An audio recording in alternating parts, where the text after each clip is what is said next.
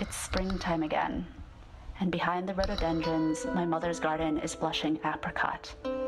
Today we observe an annual tradition. We set an empty place at the dinner table for my gonggong, my grandfather on my dad's side. Today is his death day. He died just a few weeks before my birthday. Though I never met him, I intimately know his favorite foods because the table is piled so high with them, there's barely room for our bowls. I sit here waiting, impatiently, as the sumptuous smells of ginger, soy, and sesame draw me into their Eastern mysteries. But elders, even dead ones, must dine first.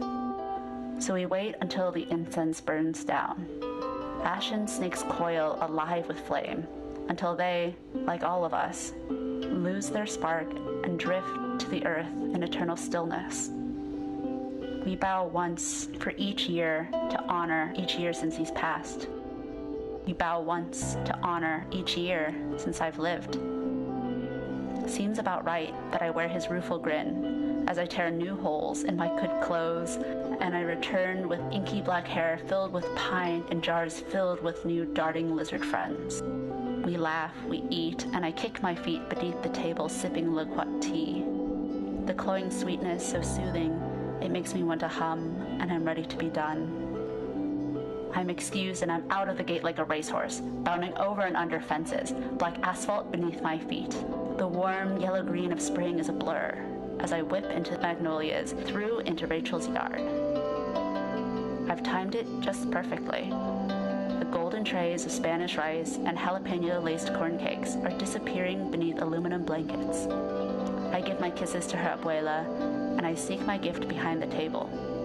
It was too warm for a jacket, but my mother insisted, and I can feel the sweat dew on my lips brush against the softness of her old cheeks. The lights go dark, and the cake is carried by a whole army of singing sisters.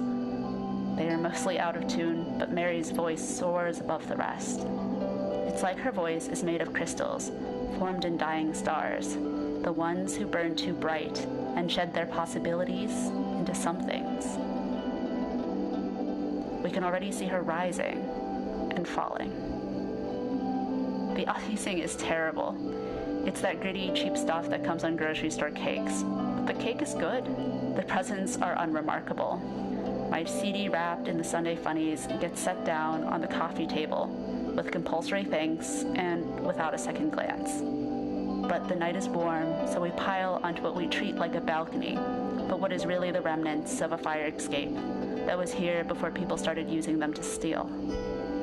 Winter has finally let go her grasp, and the evening is long and warm. Crickets, frogs, and the hot noise of beetles wash over us, lulling us into the wet promise of summer.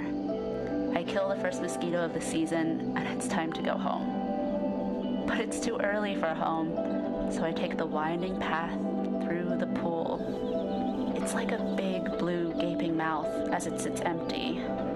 Long shadows draw across it, swallowing up the bold black tea tongues snaking across the floor of its mouth. Here will be the spaciousness of water.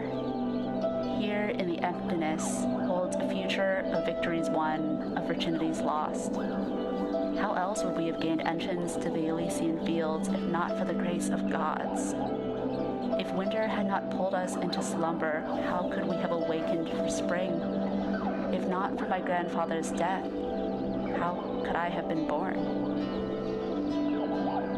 Like a supernova, death is the bright cleaning of possibility and is the father of spring.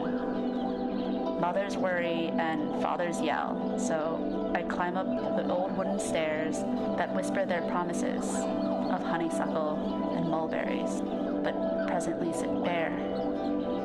The house is still buzzing with activity, but I draw my door closed. I open the old shoebox and lift out the package of crushed velvet. I turn over the tarot cards I keep hidden from my mother because she thinks they'll attract ghosts. And what I do is I hold the tower beside the sun. It's the darkness that comes before the light. And when I lay myself down to sleep, I draw my knees to my chest and I bury my head beneath the blankets. I came into life this way. The earliest humans were buried this way. And I drift into the future this way.